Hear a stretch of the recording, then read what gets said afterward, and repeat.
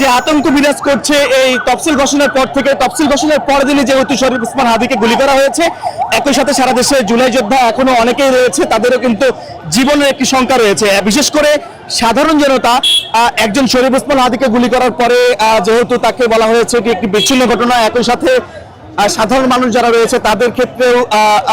এমনটি যে আসলে তাদের নিরাপত্তা কোথায়, যেখানে শরীফ ওসমান হাদির মতো একজনকে গুলি করে পালিয়ে গেছে দেশ থেকে, বা একজন খুনি তাকে এখন পর্যন্ত আটক করা হয়নি, এমনটি কিন্তু মন্তব্য করছেন জনতা। এবং আমরা দেখছি যে এখন আবারও যে মিছিলটি শাহবাগ মোড়ে ছিল সেই মিছিলটি বাংলা মোটরের দিকে গিয়েছে এবং বাংলা মোটর রাউন্ড দিয়ে আবারও কিন্তু শাহবাগ মোড়ে এসে জড়ো হবে। বিশেষ করে আমরা দেখছি যে এই ঢাকা ৮ আসনে যেহেতু সম্ভাব্য প্রার্থী ছিলেন শরীফ ওসমান হাদি, এই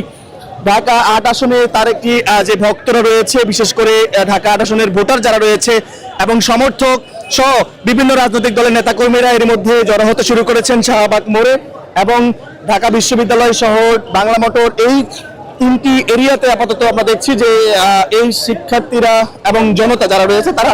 বিভিন্নভাবে মিছিল নিয়ে তারা যাচ্ছেন এবং একই সাথে মিছিল নিয়ে আবারও কিন্তু এই মোড়ে এসে জড়ো হচ্ছেন।